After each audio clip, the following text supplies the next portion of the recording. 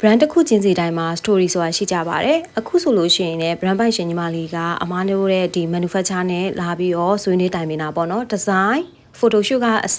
ဘယ်လိုပုံစံမျိုးတွေရိုက်မလဲဘယ်လိုပိတ်စမျိုးတွေတုံးမလဲဆိုတာအစအမားနဲ့အတူဆွေးနွေးဖြစ်တယ်ပေါ့နော်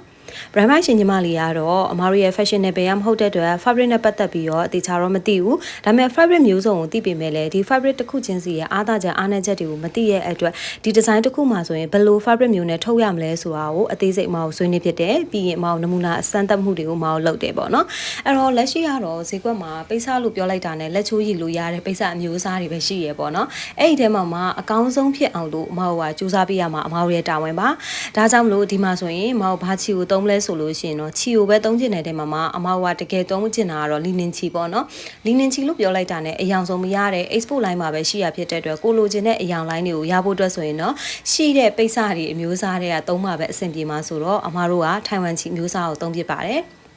အဲ့တော့စံပါမာတဲ့ကအမကထိုင်ဝမ်ချီကိုတုံးတာဖြစ်တဲ့အတွက်ဒီစံပဲအဆင့်ဆိုတာတိတ်ကိုအရေးကြီးတယ်။ဘာကြောင့်လဲဆိုတော့အမကဒီပိတ်စတစ်ခုရဲ့မိဘူးတိုက်လို့ရှိရင်ဘယ်လိုကျုံသွားနိုင်လဲရေလျှော်ရင်ဘယ်လိုကျုံသွားနိုင်လဲဘယ်နှလက်မစီကျုံသွားနိုင်လဲဆိုတဲ့စံသတ်မှုတွေကိုအမတို့ကအချိန်ချင်းခါခါလှုပ်ထားရပါတယ်။အမအနေနဲ့ကကြလဲလက်ရှိဈေးကွက်မှာဘယ်ပိတ်စက trend ဖြစ်နေပြီလဲဘယ်လိုပိတ်စမျိုးတွေကဝင်နေပြီလဲဆိုတာအမတို့ကဒီဒိုင်နေနဲ့ကိုချိတ်ဆက်ထားရပါတယ်။ချိတ်ဆက်ထားပြီးတော့အဲ့ပိတ်စတွေအမကနမူနာအဆင့်တွေယူရတယ်ယူပြီးတော့ပိတ်စတစ်ခုမှာမိဘူးတိုက်ရင်ဘယ်လောက်ကျုံသွားနိုင်လဲဆိုတဲ့အချက်တွေကအမအောင်မှတ်ထားပြီးတော့မှအမတို့ရှိမှလာထုတ်တဲ့ brand ပိုင်ရှင်တွေကိုအကောင်းဆုံးအကြံဉာဏ်တွေကိုပေးရတာပါ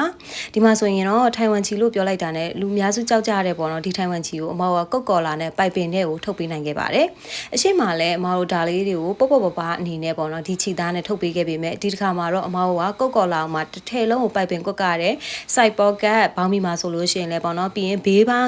လိုင်းစင်းရအစအမတို့ဒီရဲ့ထိုင်ဝမ်ချီတစ်မျိုးတည်းကိုပဲသုံးပြီးတော့မှတူကလာအနေနဲ့အမတို့ထုတ်ပေးထားတာလေးပေါ့နော်ဒါကတော့နမူနာအဆင့်ကိုစပြီးတော့အမကိုကြော်ဖြတ်ပါပြီနမူနာမှာဆိုလို့ရှိရင်လည်းအမတို့လိုချင်တဲ့လက်လုံးစီးเนาะပိုက်ပင်ကျိုးဘလောက်အနေထားဘလောက်အပြားကော့စဖြစ်ဒီဘိုင်းနေရာစအမအနေနဲ့တေချာလေးကိုလုပ်ပေးထားတဲ့ဒီနမူနာအဆင့်ပေါ့เนาะအဲ့တော့ဒီနမူနာအဆင့်ကိုကြော်ဖြတ်သွားပြီးပြီဆိုမှအမက production ကိုစရမှာဖြစ်တဲ့အတွက် production ကလောလို့မရပါဘူးဒီနမူနာပိုင်းမှာအမကိုစိတ်တန်းကြဖြစ်ပြီးလိုအပ်ချက်တွေကိုအမကပြင်ဆင်ပြီးပြီဆိုတာနဲ့အမက production ကိုစပြီးဝင်ဖို့အတွက်ကိုအမကိုစံချိန်စံညိုးနဲ့ပြည့်ညီတဲ့ချုပ်ရုပ်ချုပ်သားတွေရဖို့အတွက်ကိုလည်းအမအနေနဲ့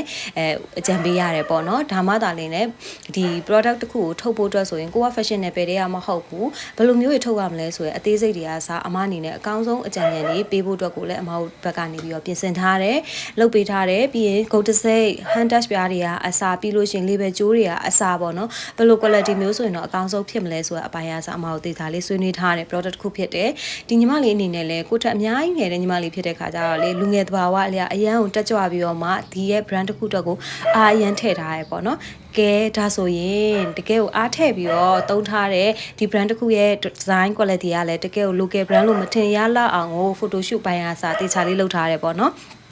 ကဲကြည့်ပါအောင်เนาะတကယ်ကိုလူငယ်တွေရဲ့တက်ကြွတဲ့စိတ်နဲ့ဖန်တီးထားတဲ့ပုံဖော်ထားတဲ့ design လေးပဲဖြစ်ပါတယ်အားပေးခြင်းနဲ့ဆိုရင်เนาะအခုရဲ့ဒီ page လေးမှာလာပြီးအားပေးလို့ရရင်เนาะ